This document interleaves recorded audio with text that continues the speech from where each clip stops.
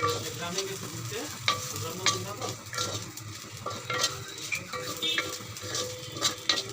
বাসাটা দেখুন তো সম্ভব।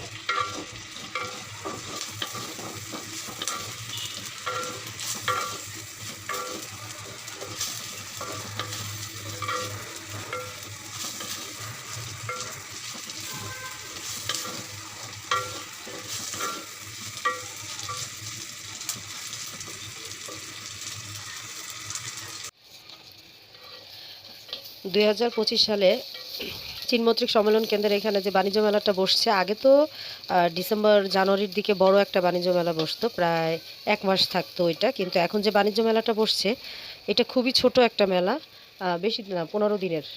তো ওদিন বাণিজ্য মেলার কথা শুনে আমারও খুব ইচ্ছে করলো যে একটু মেলায় যাই। তো মেলায় গেলাম। মেলায় যাওয়ার পরে ইচ্ছে ছিল বাসার জন্য কিছু আর্টিফিশিয়াল ফুল কিনবো, কিন্তু ওইখানে গিয়ে দেখলাম মাত্র একটা ফুলের দোকান, কিন্তু ফুলের এত দাম, মানে আমার বাজেটের বাইরে। আমার ভালোও লাগলো না, আমি এত দাম দিয়ে আসলে ফুলটা নিব, আমার ইচ্ছে করলো না এক কথায়। তখন ঘোরাঘুরি করলাম, পুরো মেলাটা দেখলাম। মেলাটা অনেক সুন্দর ছিল, অনেক ভালো ভালো জিনিসপত্র ছিল কেনার মতো। তো আমি ওইখান থেকে আমার একটা শখের জিনিস কিনলাম, সেটা হচ্ছে এই মাটির হাঁড়িটা।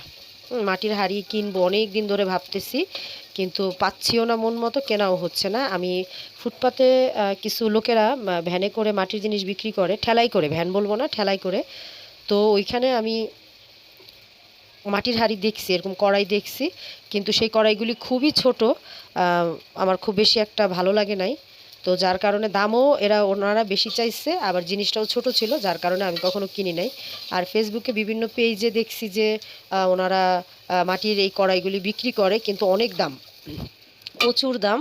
তো মেলায় গেলাম, মেলায় যাওয়ার পর ঘোরাঘুরি করার পর দেখলাম যে একটা মাটির দোকানই দেখা যাচ্ছে, যেখানে মাটির অনেক এরকম জিনিসপত্র আছে, এবং অনেক সুন্দর সুন্দর ইয়ে ছিল, দেয়ালে ঝুলানোর, মানে ঘর ডেকোরেটেড, অনেক সুন্দর সুন্দর জিনিস ছিল। তো আমার যেটা প্রয়োজন ছিল আমি সেটাই নিয়ে নিলাম, যে আমার একটা কড়াই লাগবে। আমি আমার হাজব্যান্ডকে বললাম যে আমার একটা কড়াই লাগবে, আমাকে একটা কড়াই কিনে দাও। পরে এই কড়াইটা কিনে দিচ্ছে, কিন্তু এই কড়াইটা যথেষ্ট বড় একটা কড়াই। এখানে প্রায় 1 থেকে 1.5 কেজি পরিমাণ মুরগির মাংস, গরুর মাংস হোক, খাসির মাংস হোক, এই টাইপের রান্নাগুলি করা যায়, মানে এতটাই বড় কড়াইটা। আর মাটির কড়াইয়ের আরেকটা সুবিধা, রান্না করলেও এই যে এই এই এই হাতলগুলি ধরা যায়, হ্যাঁ, এগুলি সহজে নষ্ট হয় না। তো আজকে মাটির হাঁড়িটা এনে পছন্দের কড়াইতে পছন্দের রান্নাটা করতেছি এই শীতের সময়। এখন তো বাজারে গেলেই শুধু শীতের সবজি। তো আজ আমি এখানে পেঁয়াজ পাতা দিয়ে মাছ রান্না করব। আজকে আবার সকালবেলা বাজারে গিয়েছিলাম, বাজারে গিয়ে দেখলাম এই যে এই মাছগুলি পায়ে গেছি, এগুলি হলো দেশি মাছ। এখানে টাকি মাছ আছে, কই মাছ আছে, কই মাছগুলি দেশি কই, তো তো এই সাইজের আর কি। মাছগুলি আমি ভেজে নিয়েছি, আমি টমেটো দিয়ে, আমি পেঁয়াজ পাতা দিয়ে আজকে একটা দেশি মাছের রান্না করতেছি, মানে এক কথায় পছন্দের কড়াইতে পছন্দের রান্নাটা হচ্ছে আমার। তো প্রথমেই আমি মাছগুলি আগে ভেজে তুলে রাখছিলাম। ওখানে টাকি মাছ আর কই মাছ আছে, এবং ভুতুম মাছও আছে কিছু, মিক্স মাছ আর কি, দেশি মাছ। তো এখানে আমি কড়াইটা গরম হওয়ার পরে সরিষার তেল দিয়ে দিছি, সরিষার তেল দিয়ে তার মধ্যে পেঁয়াজ কুচি দিয়ে দিলাম, আর সাথে দিয়ে দিলাম হচ্ছে রসুন, কাঁচামরিচ আর জিরা বাটা। একসাথে ওই 3টা মশলা আমি বেটে নিচ্ছিলাম, ওইটাও আমি পেঁয়াজের মধ্যে দিয়ে, একটা টমেটো দিয়ে তেলের মধ্যে অনেকটা সময় নিয়ে ওইটা ভাইজা একটু নরম করে নিচ্ছি। নরম করে যখন দেখছি এটা নরম হয়ে গেছে, তখন এখানে আধা চামচ পরিমাণ হলুদের গুঁড়া, 1 চামচ পরিমাণ মরিচের গুঁড়া আর স্বাদ মতো লবণ দিয়ে, এই যে আমি এখন পানি দিয়ে দিচ্ছি মশলাটা কষানোর জন্য। মশলাটা আগে ভালো করে কষায়া পানিটা একদম টানায়া তেলের উপরে করে নেব, তারপরে আমি ঝোল দিব, মাছ দিব, এবং অন্য অন্য যা যা কিছু দেওয়া লাগে দিয়ে ওইটা রান্না করব।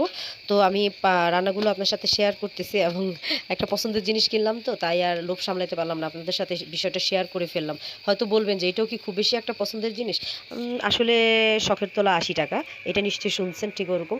আর এই যে আমার হাতে একটা ব্যাঙ্গেলস দেখতে পারতেছেন, এটাও আমার হাজব্যান্ড আমাকে ওই মেলা থেকে গিফট করছে। হ্যাঁ, এটা অনেক সুন্দর, মানে আমি আসলে দেখাতে পারতেছি কিনা, এই যে দেখতে পাচ্ছেন খুবই সুন্দর। এই ব্যাঙ্গেলসটা গিফট করছে, তারপরে এই কড়াইটা গিফট করছে, তারপর আরও কিছু টুকিটাকি জিনিস কিনছি। আসলে আমার তো এটা কুকিং চ্যানেল, যার কারণে আমি আর ওইগুলি দেখাচ্ছি না। কিচেনে ছিলাম, কিচেনের যে জিনিসগুলি ছিল ওইটা আপনাদের সাথে শেয়ার করলাম। তো কেউ কিছু মনে করবেন না, আমার রান্নাটা দেখেন আর এইভাবে একবার ট্রাই করে দেখেন রান্না। আর মাটির চুলায় রান্না করে খাবার খাওয়া যতটা পুষ্টিকর, মাটির হাঁড়ি পাতিলেও রান্না করে খাবার খাওয়া অনেকই পুষ্টিকর। কারণ আমি একটা আর্টিকেলে পড়ছিলাম যে মাটির কোনো পাত্রে যদি কোনো খাবার রান্না করা হয় তাহলে সেই খাবারের যে গুণগত মান, এটা প্রায় 95% পরিমাণ মানে বজায় থাকে। এটা খুবই স্বাস্থ্যকর। তো আমিও ভাই একটু ট্রাই করি একটু সুস্বাস্থ্যকর খাবার খাওয়ার। তো যাই হোক, এইটাতে আজকে রান্না করতেছি। খুব শখের কড়াইতে শখের একটা রান্না, পছন্দের একটা খাবার রান্না হচ্ছে। আপনারা এইভাবে একটু রান্না করে ট্রাই করে দেখবেন আর আমাকে জানাবেন যে আসলেই কি আমি কিছু ভুল বলছি না সঠিক বলছি। মশলাটা কষানো হয়ে গেছে, একদম তেলটা উপরে ভাইসা উঠছে। আমি আরেকটু এটা ভাজা ভাজা করবো, আরেকটু ভাজা ভাজা করে পরে ঝোলের জন্য পানিটা দিয়ে দিব। ঝোলের পানিটা দিয়ে দিব, মশলাটা আরেকটু কষানো হোক, আরেকটু তেলের উপরে আসুক। এটা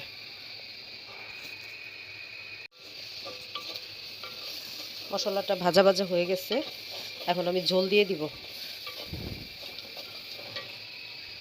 কিন্তু ঝোল আমি বেশি দিব না, অল্প ঝোল দিব।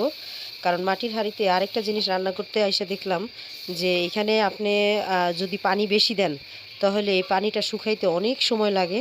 আর মাটির হাঁড়িতে রান্নার আরেকটা নিয়ম হচ্ছে যে অল্প আঁচে রান্না করতে হয়, বেশি আঁচে রান্না করতে গেলে এটা ফেটে যাওয়ার একটা সম্ভাবনা থাকে। আর এত কষ্ট করে এত শখ করে একটা জিনিস আনছি, আর এটা যদি কিছুদিন ব্যবহার করতে না পারি তাহলে তো ভাই আমি এই দুঃখই ভুলতে পারবো না। আর যাই হোক, মজা করলাম, কেউ কিছু মনে করবেন না, একটু মজা করতেছি। তো এই যে ঝোলটা দিয়ে দিলাম, ঝোলটা বলক আসলেই আমি মাছগুলি দিয়ে দিব, কারণ আমি এটা একদম ভুনা ভুনা করবো, তো যার কারণে অল্প পানি দিলাম। আর ভাজা মাছ এটা তো অলরেডি রান্না করাই। হ্যাঁ, জাস্ট ঝোলের মধ্যে দিয়ে দিব, আর একটু পরে বলক আসলেই দিয়ে দিব। ঝোলে বলক এসে পড়ছে, এখন আমি ভেজে রাখা মাছগুলি এটার মধ্যে দিয়ে দিব।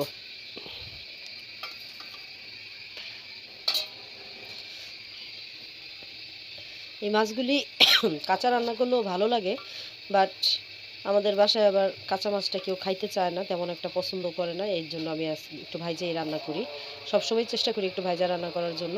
তো আজকে একটু বেশি মনে হয় ভাজা হয়েছে, একটু মচমচে করে ভাইজা নিচ্ছি। ভাইজা তবে খারাপ লাগবে না, আশা করি ভালোই লাগবে। এখন এই ইয়াটা শুকাক, পানিটা শুকাক, তারপর আমি পেঁয়াজ পাতা দিব, ধনিয়া পাতা দিব, এখনও আরও অনেক কিছু দেওয়া বাকি আছে। তো যেই কড়াইটা, যে বাটিটার মধ্যে, যে প্লেটটার মধ্যে ভাজা মাছগুলি রাখছিলাম ওইটা আমি একটু ধুয়ে আর একটু ঝোল দিয়ে দিলাম এখানে। ঝোলটা আমি এখন টানাই নেব, একটা না এটা ইয়ে করে টানাই নেব। আমার যে কি শান্তি লাগতেছে ভাই, এই কড়াইটাতে রান্না করতে আইসা মনে হইতেছে যে খুব খুব শান্তি পাচ্ছি আমি। ঝোলের মধ্যে দেওয়ার পরে একদম সুন্দর একটা গা মাখা হয়ে গেছে, আর কালারটাও দেখতে পারতেছেন কত সুন্দর আসছে। এখন আমি এটার ভিতরে পেঁয়াজ পাতাগুলি কেটে ধুয়ে রাখছিলাম, সেই পেঁয়াজ পাতাগুলি দিয়ে দিচ্ছি। পেঁয়াজ পাতাটা দিয়ে এটা আর খুব বেশি একটা সময় জাল করব না, 5 থেকে 6 মিনিট সময়ের মতো আমি জাল করব। জাল করলে আমি একটু গা মাখা ঝোলই রাখবো, কারণ একটু ভাত খাইতে গেলে একটু তো হালকা ঝোল ঝোল লসা লাগবে, একবারে শুকনো করে ফেললে ভালো লাগবে না। তো আমি একটু গা মাখা রাখবো, দিয়ে দিলাম। এটা ধনিয়া পাতা দেওয়ার সময় আমি আপনাদেরকে আবার এই রান্নাটা দেখাচ্ছি। আমার রান্নাটা হয়ে গেছে, এই যে দেখতে পারতেছেন একদম গামাখা হয়ে গেছে। আমি আর ঝোলটা টানাবো না। আর পেঁয়াজ পাতাটাও মজে গেছে, একটু সবুজ সবুজ আছে, আর এটা সবুজ সবুজ থাকলে দেখতে ভালো লাগে উপর থেকে। এখন আমি ধনিয়া পাতা দিয়ে দিচ্ছি, যে দেশি ধনিয়া পাতা, এটা একটু দিয়ে দিলাম, কারণ শীতের সবজি রান্না করব আর ধনিয়া পাতা দিব না, এটা আসলে কেমন জানি না অসম্পূর্ণ থেকে যায়। এটা আসলে রান্নাটা মনে হয় কি সম্পূর্ণ হয় না। তো এই যে আমি ধনিয়া পাতাটা দিয়ে দিচ্ছি, এখন আমি 2 মিনিটের জন্য ঢাকনা দিয়ে আমি ঢাইকা দিব। এই যে ঢাকনা দিয়ে ঢাকা দিলাম, যাতে এটার ঘ্রাণটা এটার সাথে গায়ে মিশে যায় ভালোভাবে। তো আমার রান্নাটা হয়ে গেছে, আমি আপনাদের কাছ থেকে বিদায় নিয়ে নিচ্ছি। ঠিক এইভাবেই আপনারা একটু রান্নাটা করে খেয়ে দেখবেন, আশা করি ভালো লাগবে।